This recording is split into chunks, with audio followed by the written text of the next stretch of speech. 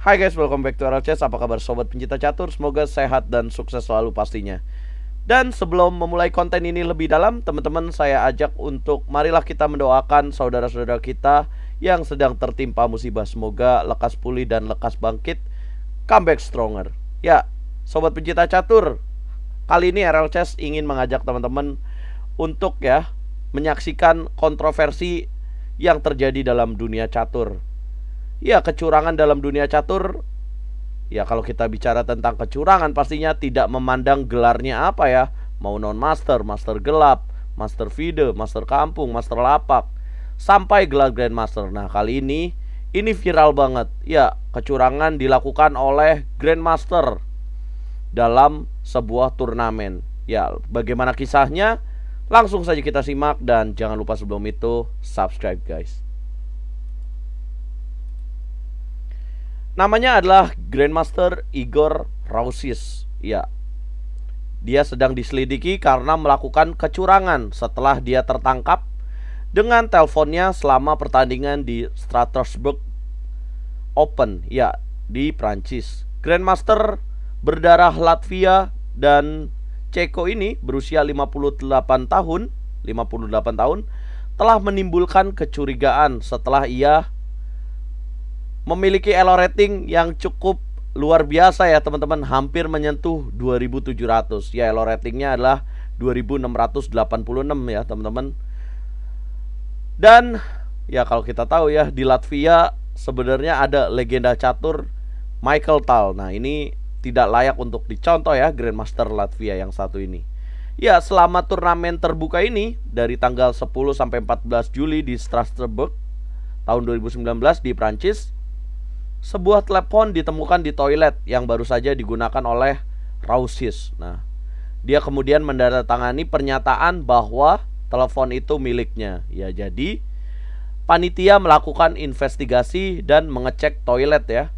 Jadi kalau teman-teman sempat penasaran ya tentang, Bang, apakah tidak terjadi kecurangan ketika pemain pergi ke toilet kemudian bisa melakukan pengecekan dengan handphone? Nah, itu terjadi sama Rausis. Ya, dia melakukan kecurangan dengan meninggalkan telepon genggamnya di toilet. Dan kemudian ya, panitia memaksa dia, bukan memaksa, tapi sudah mencurigai dia dan dia menandatangani pernyataan bahwa telepon itu miliknya. Nah, tapi ya, panitia tidak buru-buru menjudge dia bahwa dia mendapatkan bantuan dari mesin catur atau tidak. Panitia belum sampai ke situ. Nah, dalam komentarnya kepada chess.com, Rausis ya berkata, "Aku benar-benar kehilangan akal kemarin. Ya, saya mengkonfirmasi fakta menggunakan ponsel selama pertandingan dengan pernyataan tertulis. Ya, apa yang bisa saya katakan lebih banyak? Ya, saya lelah setelah pertandingan pagi dan semua aktivitas Facebook para penuduh juga memiliki dampak yang kita ketahui ya. Jadi setelah keluar press conference, akhirnya ramai ya. Ya, kita tahulah serangan dari media sosialnya Igor Rausis. Nah, kemudian Igor Rausis berkata, setidaknya apa yang saya lakukan kemarin adalah pelajaran yang baik. Jadi dia berkata bahwa ya memang sudah terjadi dan itu merupakan pelajaran ya. Tapi dia tetap menyangkal bahwa ya dia tidak melakukan itu teman-teman. Nah, sementara langsung direspon oleh Sekretaris Komisi Fair Play FIDE, yaitu Yuri Garet ya, mengatakan kepada chess.com ya bahwa Rausis secara sukarela mengundurkan diri dari turnamen itu, bertentangan dengan postingan Facebook yang ditulis dalam bahasa Rusia oleh Direktur Jenderal FIDE ya, yaitu Grandmaster Emil Sustevki, yang mengatakan Rausis ditangguhkan dari turnamen. Jadi di banned ya teman-teman. Jadi langsung didiskualifikasi. Sebelumnya Rausis mengatakan bahwa dirinya ini mengundurkan diri secara sukarela ya. Jadi mengelak ya teman-teman. Ya, ini pernyataan oleh Emil Sustovki ya, dalam bahasa Rusia pastinya saya tidak tahu artinya. Tulisannya saya tidak mengerti dan saya artikan ke bahasa Inggris seperti itu teman-teman artinya. Nah, ini dari Komisi Fair Play FIDE, yaitu Uri Garrett dalam bahasa Inggris ya. Ya, inilah rating progress ya. Progress rating yang dimiliki oleh Igor Rausis. Kita tahu dari Ceko nih negaranya, dan lihatlah teman-teman, dari 2500 naik terus ya sampai hampir menyentuh 2700 ya, 2686 teman-teman.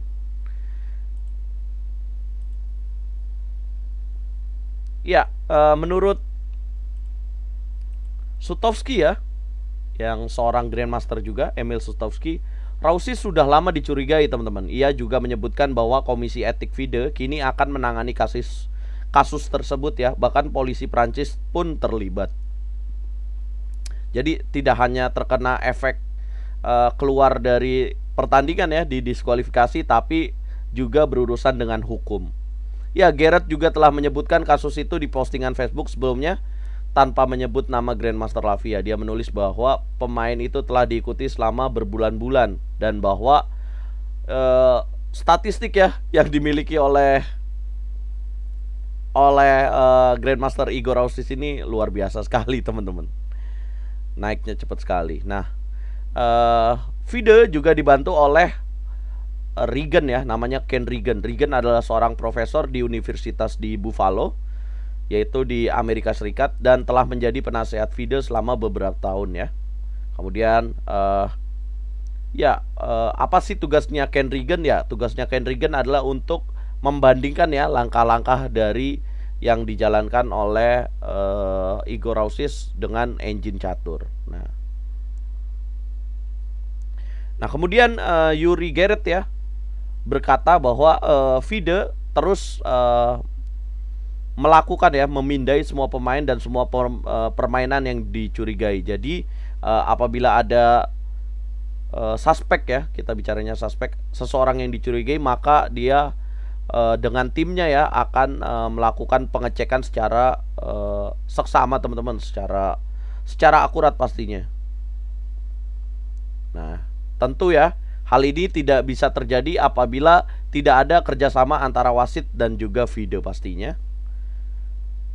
Dan FIDE juga dibantu oleh wasit internasional Laurent Fritz yang merupakan direktur nasional arbitrase untuk Federasi Catur Prancis. Nah, saya mau bilang bahwa percasinya Prancis ini juga merespon cukup serius ya dengan kecurangan yang terjadi dalam turnamen Strasbourg ini, teman-teman. Nah, ya, siapa sih Igor Rausis ini, teman-teman? Igor Rausis ini lahir di Soviet Ukraina, teman-teman.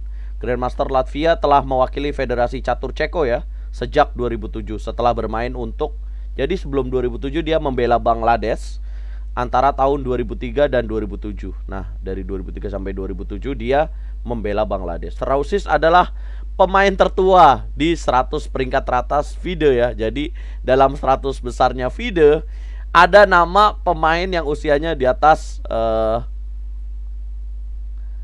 50 tahun ya, dan dia menempati peringkat ke-53, yaitu namanya Igor Rausis dengan elo rating yang cukup mencengangkan 2686.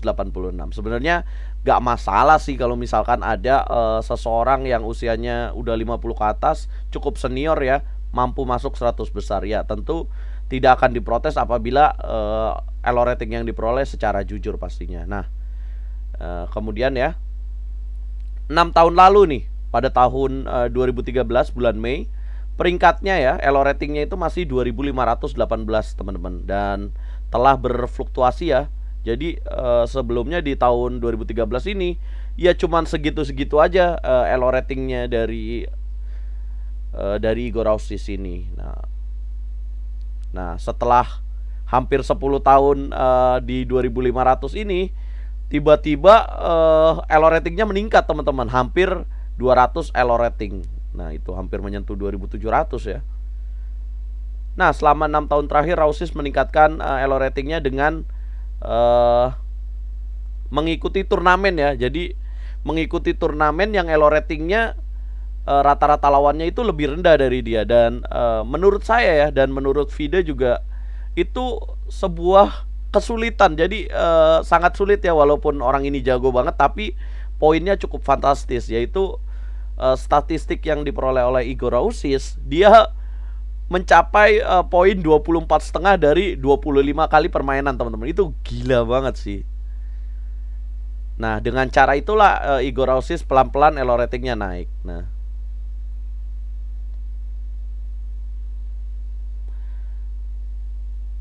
padahal ya, dengan bermain dengan selisih jadi selisih lawan-lawannya ini hampir elo ratingnya 400 poin di bawahnya Igor Rausis. Nah, itu cuman nambahnya ya, kalau secara kalkulasi elo rating itu hanya 0,8, teman-teman. Itu cukup rendah sekali ya, nggak nyampe 1. Nah, tapi Igor Rausis melakukan itu. Dan hebatnya statistiknya luar biasa sekali, teman-teman.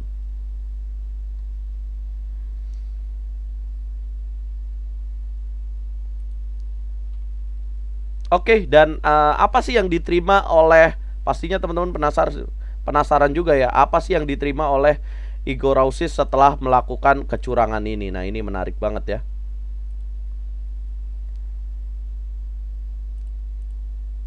FIDE memberi hukuman apa untuk Rausis? Nah,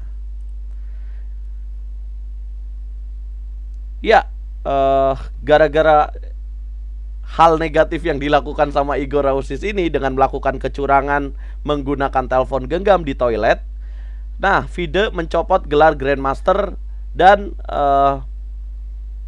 melarang Igor Rausis untuk bermain catur, yaitu klasifikasinya mau kategori catur apapun, Igor Rausis gak boleh main, guys. Jadi selama gelaran itu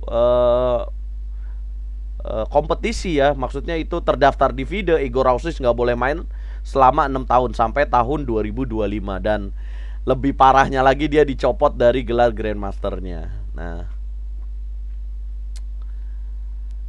kemudian berita itu dipublikasikan di situs web FIDE ya, jadi udah ketahuan. Kemudian dipublikasikan setiap FIDE melakukan persidangan ya.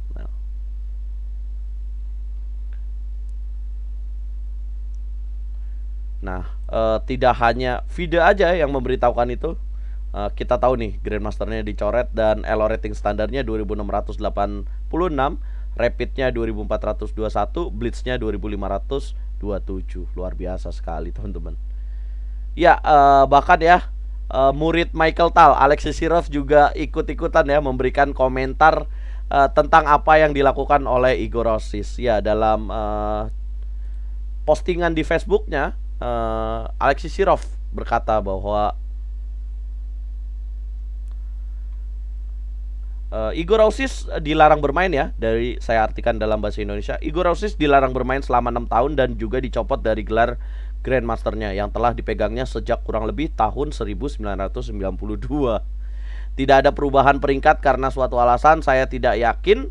Saya setuju dengan sanksi yang begitu berat, meskipun saya sangat memahami bahwa Igor telah bersalah. Nah, tapi tetap saja banyak pemain telah bersalah dengan cara yang sama. Beberapa dari mereka bahkan belum tertangkap. Beberapa dari mereka mendapat larangan yang sangat singkat. Larangan terbesar sejauh ini adalah 3 tahun ya, yang akan sangat dibenarkan dalam kasus Igor. Tapi 6 tahun ini tertarik ya, dia ingin mengajak teman-teman untuk memberikan komentar. Nah, menurut teman-teman, hukuman 6 tahun dan gelarnya dicopot ini sebanding gak sih dengan apa yang dilakukan oleh Igor Rausis? Coba komen, teman-teman. Nah, ya, Igor Rausis dijatuhi hukuman pada tanggal 23 dan 24 November setelah Komisi Etik FIDE ya membahas kasus ini.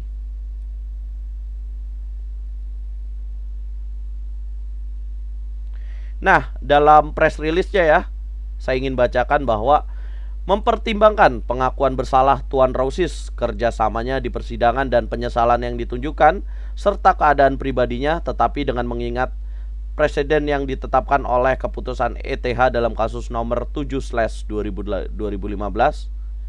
Jadi ya, kemudian kepada Tuan Igor Rausis memberikan sanksi ya, dengan larangan di seluruh dunia selama 6 tahun yang berlaku mulai 31 Juli 2019 dan berakhir pada 30 Juli 2025. Nah, selama periode ini, Tuan Rausis dilarang berpartisipasi sebagai pemain dalam kompetisi catur over the board yang diberi peringkat FIDE. Jadi, selama ada turnamen yang menghasilkan elo rating ya, atau yang berafiliasi dengan FIDE, maka Grandmaster Igor Rausis tidak boleh ikut. Nah, baik catur klasik, catur cepat, blitz atau visor.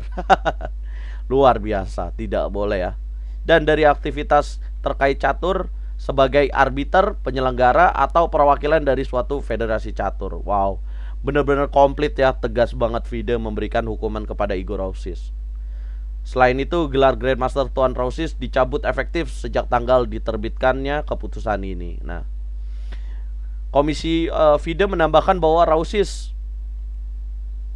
masih memegang gelar Grandmaster di situs web FIDE pada saat penulisan ini. Masih diperbolehkan bermain korespondensi atau catur online dan masih dapat bekerja sebagai pelatih pribadi selama dia tidak terlibat dalam acara resmi FIDE. Peringkatnya juga tidak terpengaruh dan dia mempertahankan gelar Master Internasional, pelatih FIDE dan arbiter nasionalnya. Jadi turun peringkat ya, dicabut gelarnya, tapi dia tetap boleh jadi Master Internasional. Jadi turun satu peringkat. Nah, Rausis sudah lama diselidiki ya karena melakukan kecurangan ini. Dia telah menimbulkan kecurigaan setelah dia meningkat peringkatkannya ya, hampir 2.700. Nah,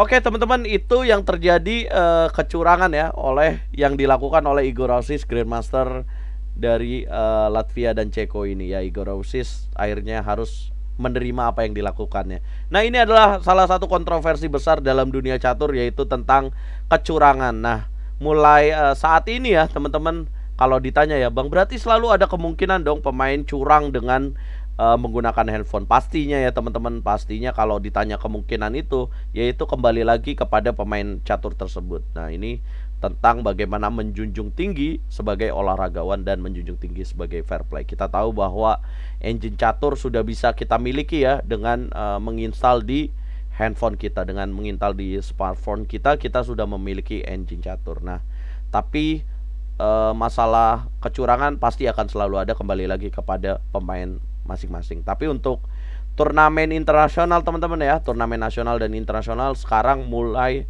diterapkan, sudah berjalan, tidak boleh membawa handphone ke dalam ruang pertandingan. Apabila ketahuan, walaupun tidak melakukan cheating atau handphonenya mati, tetap diberlakukan kalah ya. Jadi langsung disanksi kalah.